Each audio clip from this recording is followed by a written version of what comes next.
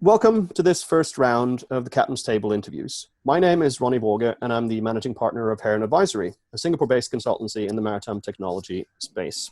We are a partner of the Captain's Table Innovation Challenge in Hong Kong for the second time, and I'm part of the organizing committee for the event.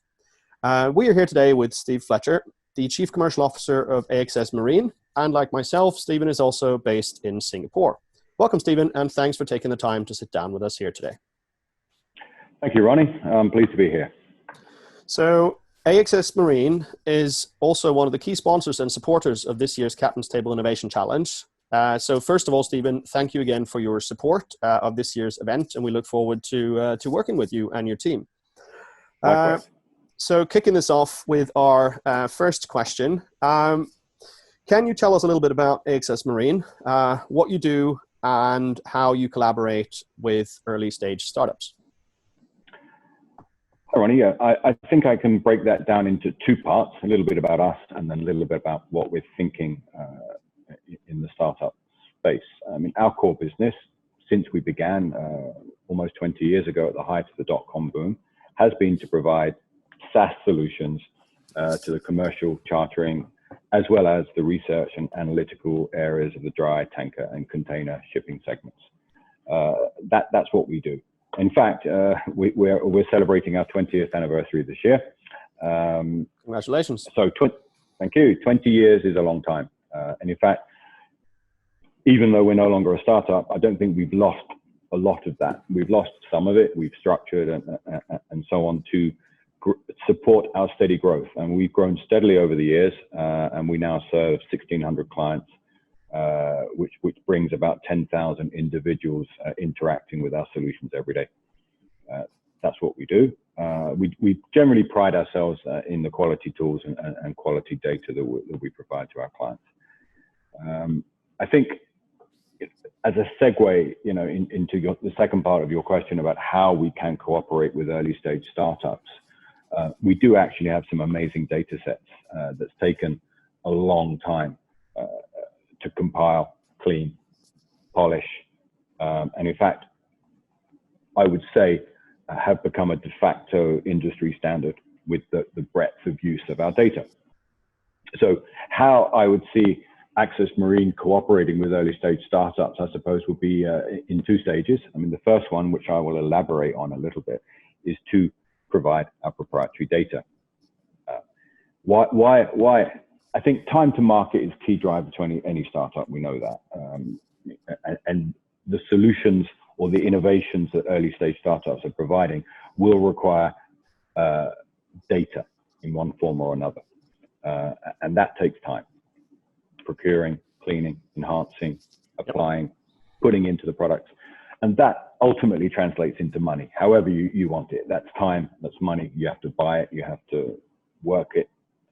Then if you're not spending time and money on getting clients, acquiring clients, then your focus is off. And I think that to us, I think our data will give a real leg up in the right places, of course, to startups to enable them to focus on developing their solutions and onboarding clients, instead of spending time working on the data, which has already been prepared by us and others even.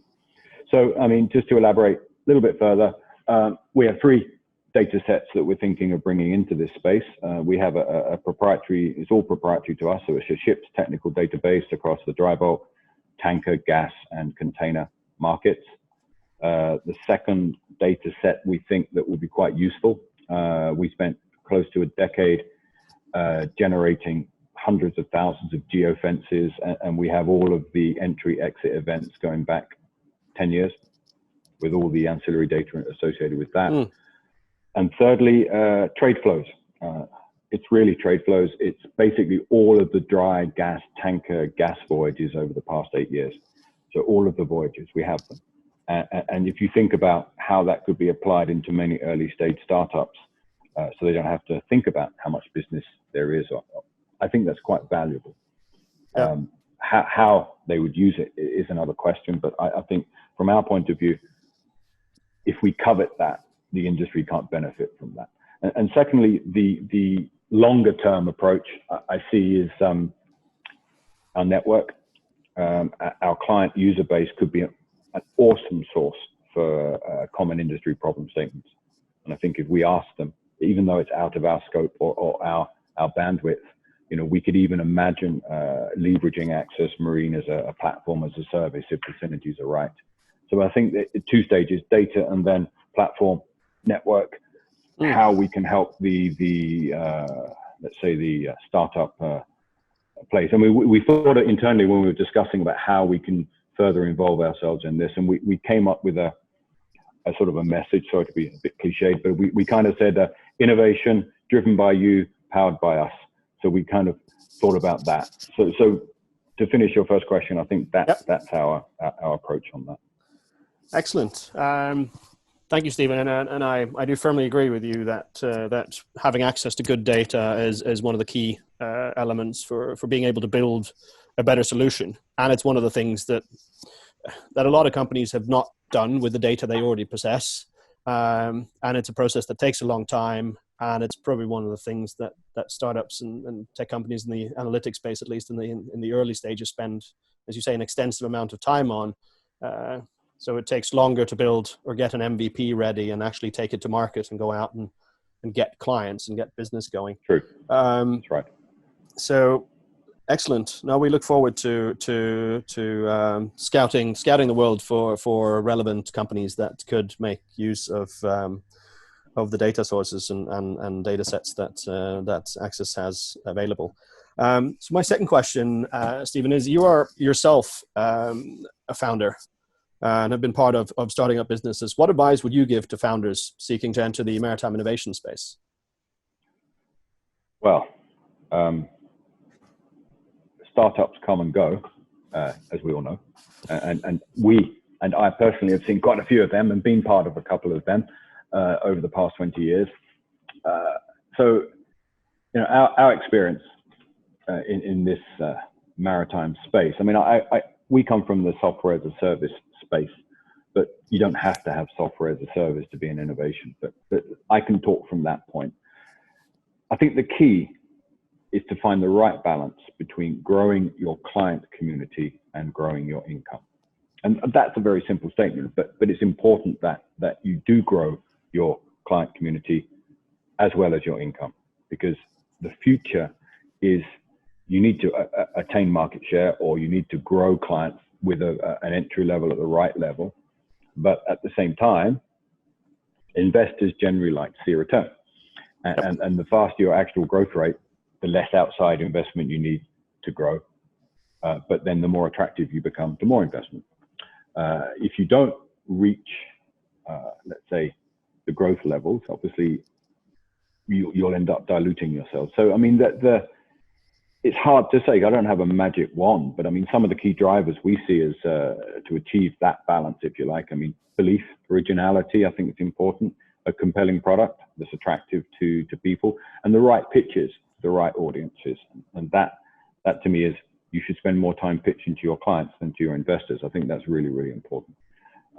Because when you have happy clients, you have happy investors. And I think good time and timing to market, very important. Long-term partners is also an important one, which is the segue back again into your clients. You need to acquire and keep keystone clients because they are your partners. I think in the long term, happy clients bring more clients. More money doesn't bring more clients. And I think that to me is fundamental in a successful startup. Yeah, I think that's one of the key things. I mean, the best way to sell your product is to have someone else sell it for you. So if your clients are happy with what you're providing, word will get out, and it's much easier. Fewer words, but you're absolutely right. Yeah, but it is one of the key things, and also I think in our work with startups as Heron Advisory and various programs and things I've been part of running, it is one of the key things. It's also one of the key things we try to achieve with the Captain's Table, because we bring the industry together so that you are pitching to the maritime industry and to key industry players and to companies and representatives and senior executives from the maritime industry in Hong Kong and beyond with this year's virtual event. And so we try to help startups get that opportunity, and then we also try to help them deliver that pitch as well and as targeted as possible, and also introducing them to various stakeholders that are the most relevant ones for them. And then hopefully, again, the investor part will follow, of course, when they've built a good product and delivered a good solution to the market. So on that question as well, my third question to you, Stephen, is what attracted AXSMarine to supporting the captain's table? I think as a business, you're always looking to see how you can grow and I wouldn't say influence, but sort of get more people interested in your product and your services, and also take your ecosystem and take it larger. I mean, we have a fairly large footprint in a small shipping space, if you like. We've been looking at the maritime innovation ecosystem for a couple of years. Needless to say, it's pretty much in your face recently, because there's a lot, and it's very hard to follow everything. I'm sure you're more on top of that than I am personally, but there's a lot to follow. Yeah, there are a number of initiatives these days, so there are a few things happening. And one of the things that we try to get involved in a couple, and we found they were fairly narrow. What we liked about the captain's table is its independence from others' agendas, if you like. I think it's bringing in just a very open approach to it. It brings in a variety of different partners, which basically means this, I think it's just to your point earlier. I mean, the startups are going to get a very good exposure without having to give away or without all the strings, if you like. I mean, they're going to come in, they're going to get the exposure, and they're not tied to one company or another that also has a vested interest in their business. So it's neutral. I think the neutrality and the independence is what we like, and we're quite excited to be part of it, to be honest.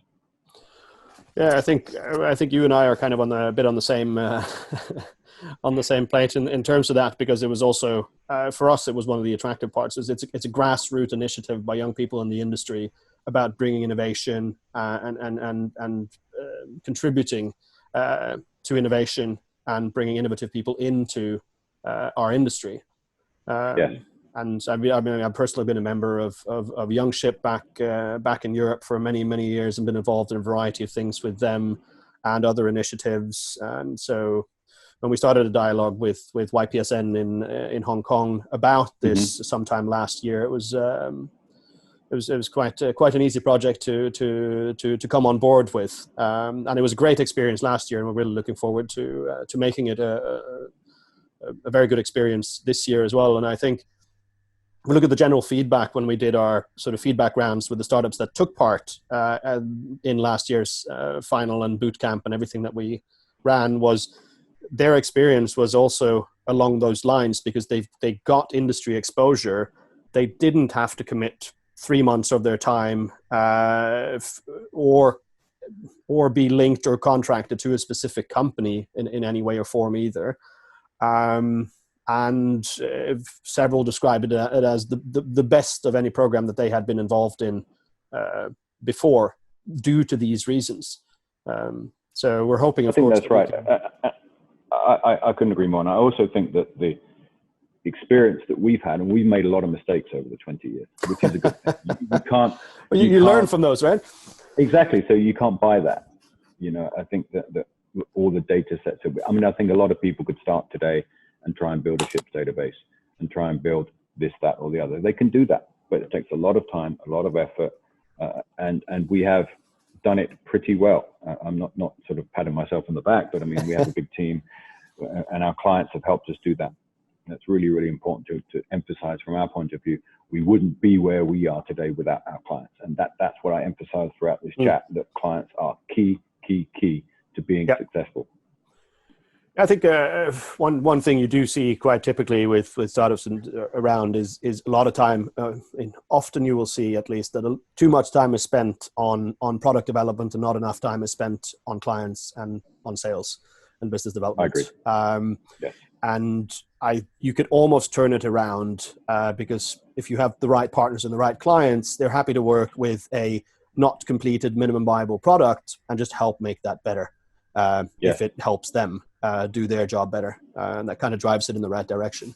And I think potentially ending on that, but I think it's another thing I picked up from what you said just now, and that is, I mean, one thing is learning from your own mistakes, but economically, it's often better to learn from other people's mistakes. So, of course, if some of the things you've done wrong over the years can help startups get something right, I think everyone benefits from that as an ecosystem as well.